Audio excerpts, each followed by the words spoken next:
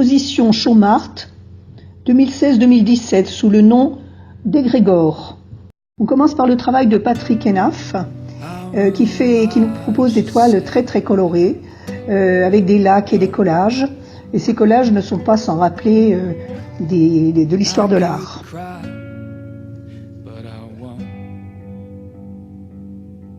Travail de Bernard Guérin, qui a été observé des danseurs et qui en a fait des croquis à l'encre, au fusain, des danseurs dans leurs mouvements, des danseurs sur le banc en attente de danser,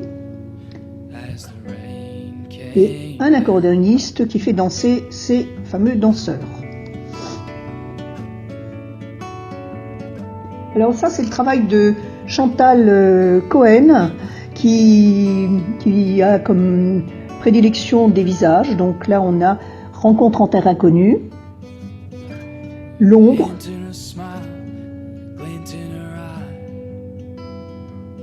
Une femme au chapeau bleu, travail à l'acrylique, et Le noir de couleur.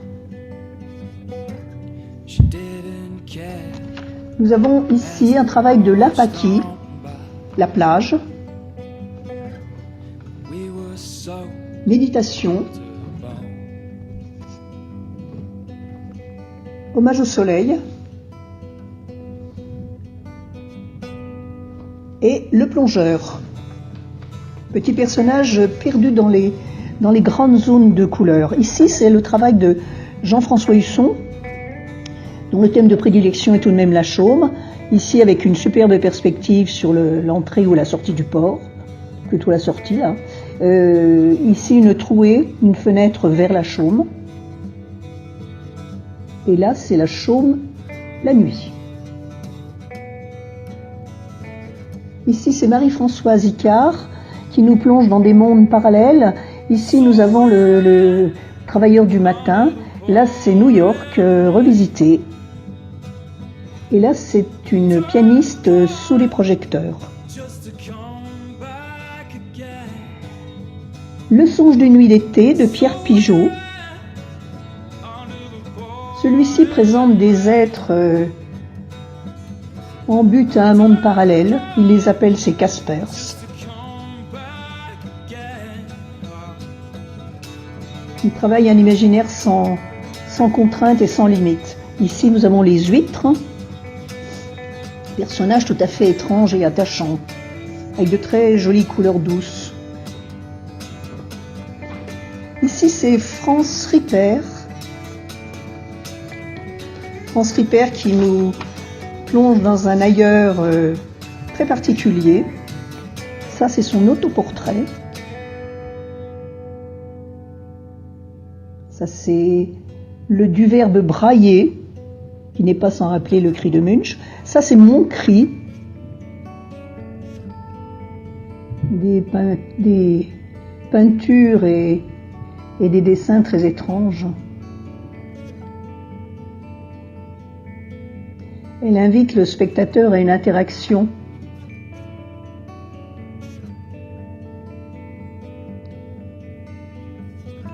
Elle propose de ne pas avoir peur de regarder les images, ces images. Alors, travail de Vincent Madras, qui nous présente une peinture réaliste, lisse,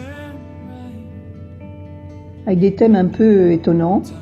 Mais c'est une peinture qui, cette réalité, montre autre chose dit autre chose que ce qu'elle montre.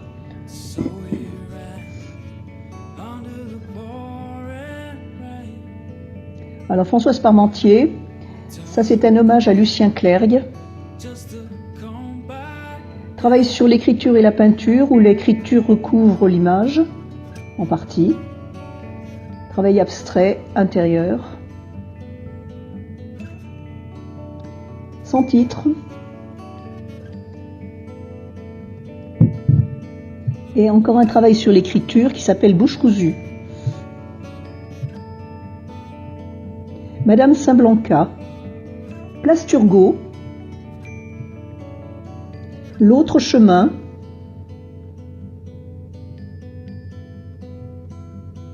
La clairière, Le temps du Nil.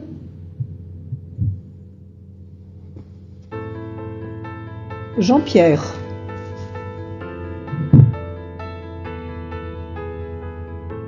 Brigitte Vlahovic. Le sujet de prédilection de Brigitte, c'est la femme, le corps de la femme. Elle se laisse guider par son imaginaire. Elle sublime les formes et les couleurs. Elle nous présente des femmes fortes, libres, indépendantes.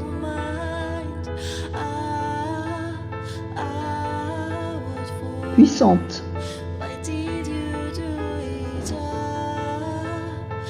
Marie-Françoise Brossard présente ces animaux exotiques.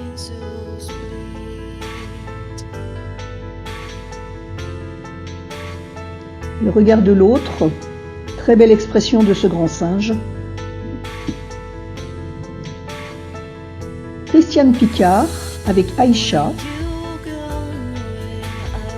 Et on revient dans un bestiaire avec le lion bleu, le rontan.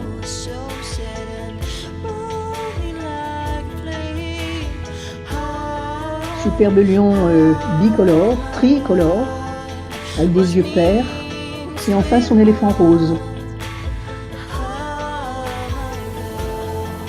Alors, Ingrid Guénec qui travaille une technique très particulière, qui s'appelle la technique à la cire. Cette technique donne une grande profondeur aux couleurs, et également au noir. Les matières sont à la fois brillantes et mates. Un très beau travail, très surprenant.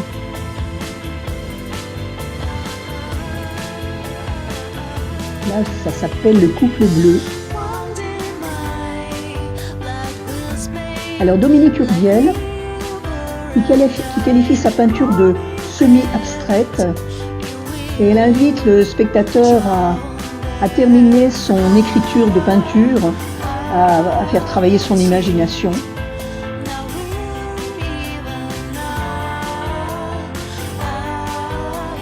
De belles couleurs chatoyantes sur le thème des bateaux cette fois-ci. Alors, Thierry Landon, qui vient des Charentes et qui là aussi nous fait partager un univers marin, travaille avec des couleurs froides, des bleus, des blancs, des gris. Et toutes ces couleurs froides sont rehaussées de petites taches de couleurs chaudes, des orangés, des rouges, des jaunes. Grande douceur dans ces tableaux.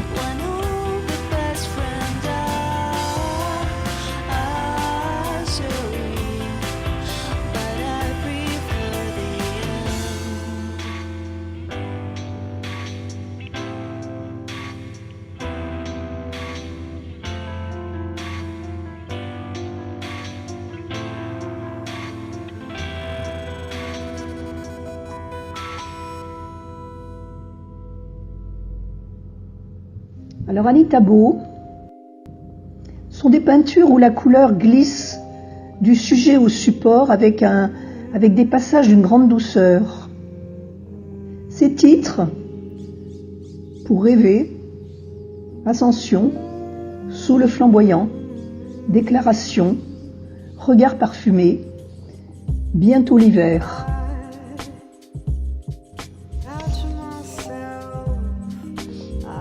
Petit aparté de Jean-Pierre Jourdan, on y reviendra plus tard sur ses autres travaux. Travail de Laurence Bocquier, c'est un univers urbain avec des perspectives vertigineuses et des cadrages très particuliers. Elle nous présente des harmonies de gris coloré, quelques touches de rouge sombre. Et finalement, elle nous fait aimer ces univers de ville.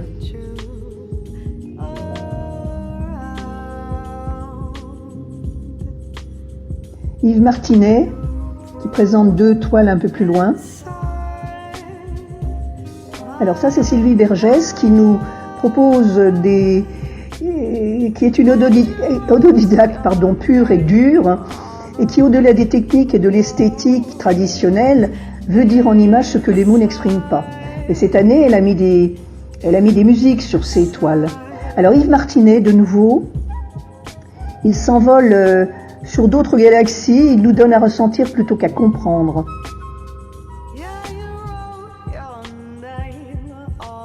Amélie Vogel, là c'est Impression d'Oléron. Autrement, elle nous présente des architectures anarchiques, chaotiques, qui laissent transparaître des bribes d'informations. Ces métropoles imaginaires résistent à nos tentatives d'appropriation.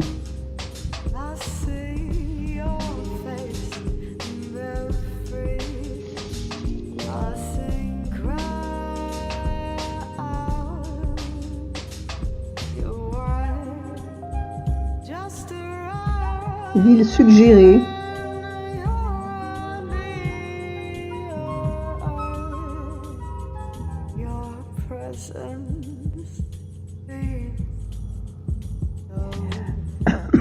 Travail de Sylvie Legendre. Sylvie Legendre qui nous propose des toiles très colorées, avec des harmonies chaudes, des harmonies froides, les deux mélangés avec des personnages aux yeux écarquillés, étonnés, et qui nous étonnent nous-mêmes. C'est un monde très optimiste.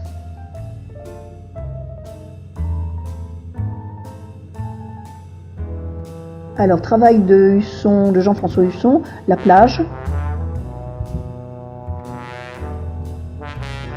Alors, Florence Loire, qui a proposé une série de petits formats. Enfin, petits formats, ils sont 30 sur 30. Donc, ce sont des toiles très colorées et qui sont rehaussées de matière chatoyante. Les titres de ces petites toiles, Tourbillon.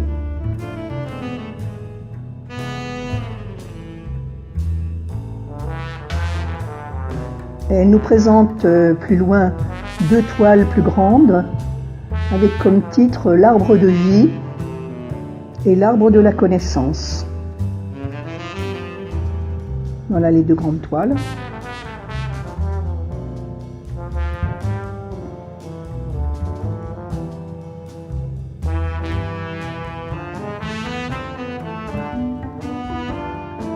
Alors voilà Jean-Pierre Jourdan avec ce qu'il appelle ses petits vitraux. Ce sont des photos en transparence qui jouent avec la lumière et la transparence du lieu, du prieuré Saint-Nicolas. Ces petits vitraux sont montés sur des boîtes métalliques travaillées, martelées.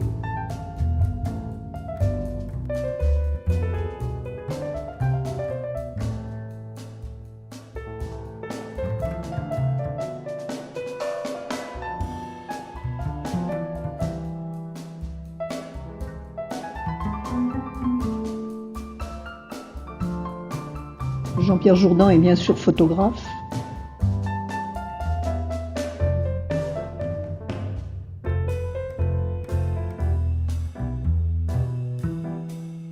Alors Bernadette Trio, qui nous montre des personnages qu'elle met en scène dans des paysages marins, calmes, doux.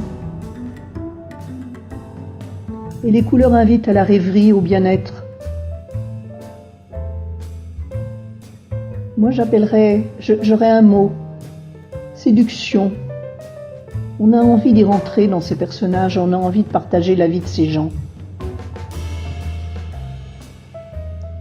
Très belle couleur, très belle matière aussi.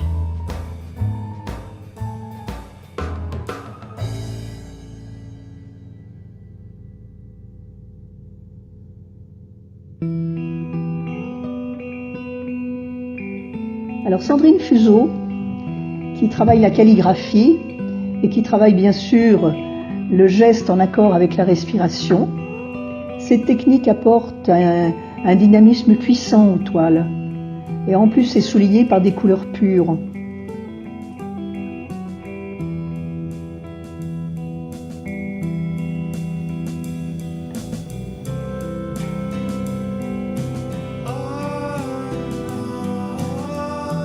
Travail de Anne,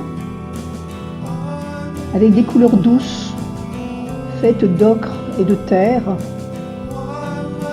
Ces couleurs sont associées à des reliefs et les matières et les couleurs donnent une puissance picturale particulière à cette création.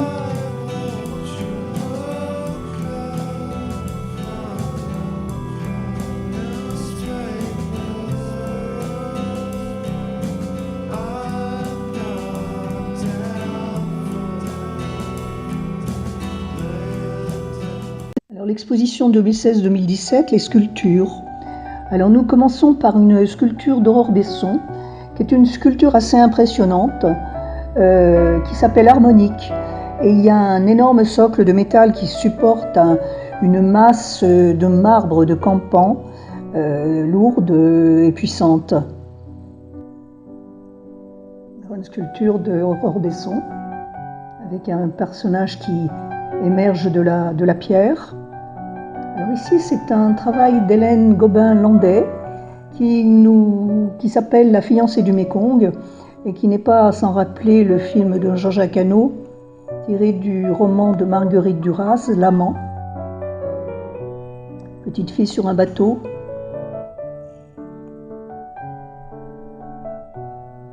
Toujours d'Hélène Gobin-Landais, c'est un Belle de jour, qui est une sculpture d'un corps de femme absolument magnifique. Elle a des seins superbes, elle a des fesses tout aussi belles. On revient au travail d'Aurore Besson avec Château Branlant, qui est un marbre je ne sais plus, de Campan. Ici, c'est le travail d'André Sauzet. Donc, il nous présente ces petites sculptures en bronze qui sont mobiles et qui montrent à la fois une puissance et une légèreté. C'est vraiment une séduction et la curiosité des visiteurs, ces sculptures. Celle-ci, c'est une grande sculpture en bronze, la femme à l'oiseau.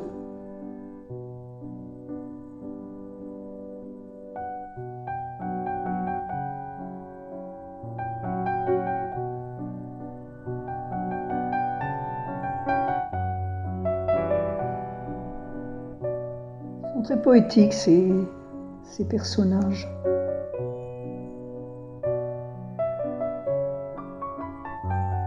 Celle-ci, c'est une petite pêcheuse, elle a vraiment sur sa barque le sens de l'équilibre.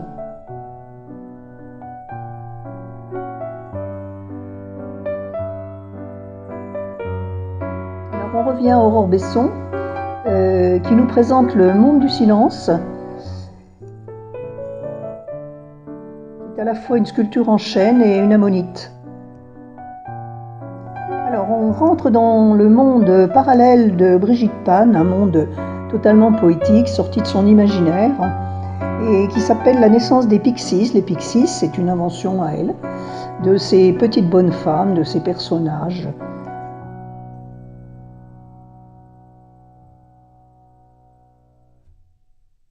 Elles sont amusantes.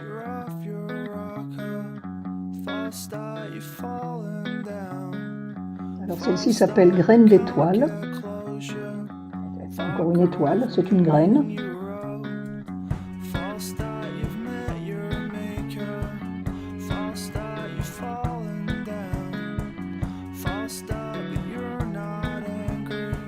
Je crois que celle-ci s'appelle Il y a encore tant de choses à faire. Alors elle travaille ce qu'elle appelle les terres enfumées et les raccoons. Même dans ce monde très poétique, même les monstres, même les monstres, ils sont sympathiques. Hein. Même pas peur, hein, celui-là. Vraiment même pas peur.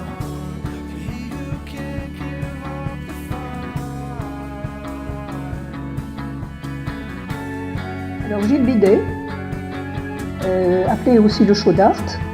Ici, ça s'appelle Sardinade. Et Gilles Bidet travaille les métaux sous différents aspects, du martelé, du lisse, etc. Ici, c'est saxophone.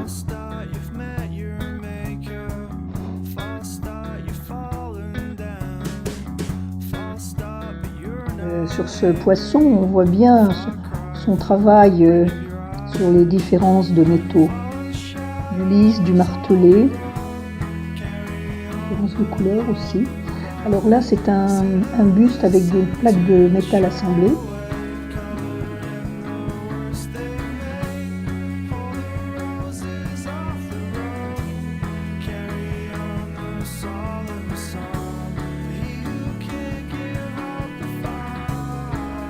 Une petite aigrette, toute mignonne et toute fine.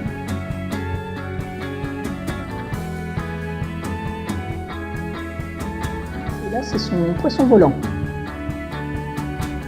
Bien le travail du métal, là.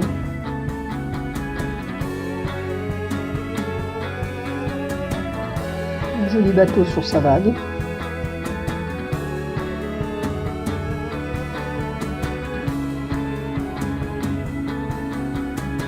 Alors ici, on revient aux sculptures d'Hélène Gobin-Landais avec flamenco. Ici, un groupe de chanteurs qu'elle a appelé Chœur à Cœur. Et là, une très belle main en bois qu'elle a appelée In Manu Domini. Alors Jean-Marie Cullage, qui lui travaille le métal, mais avec des assemblages hétéroclites d'outils et d'objets différents. Je crois que celui-ci s'appelle Australis.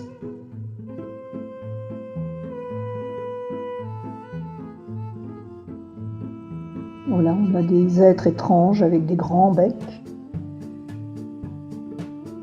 Celui-ci s'appelle l'Empereur.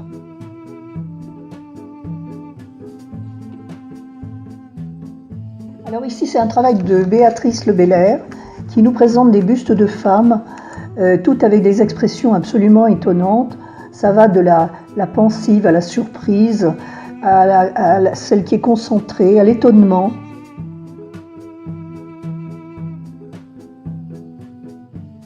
Elle est étonnée, celle-ci. À la sérieuse, un peu pincée. Et puis celle-ci qui a un peu perdu la tête.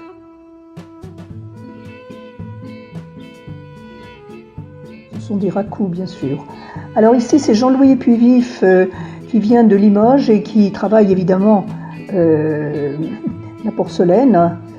Il fait des installations de ses sculptures dans des jardins et il joue donc sur la luxuriance des jardins et la nature de la porcelaine qui est blanche, lisse, délicate et pure.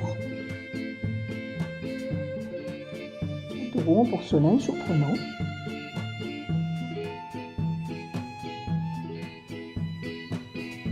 Une grosse pomme craquelée.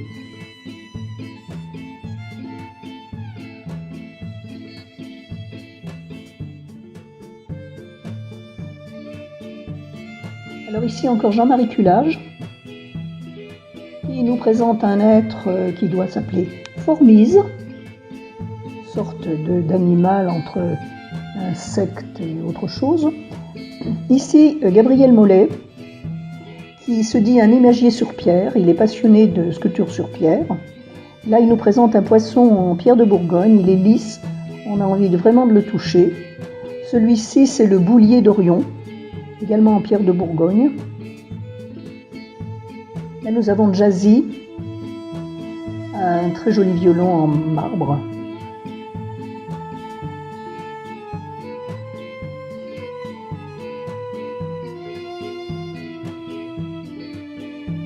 Là c'est un assemblage de bois et de marbre qui s'appelle Boomerang.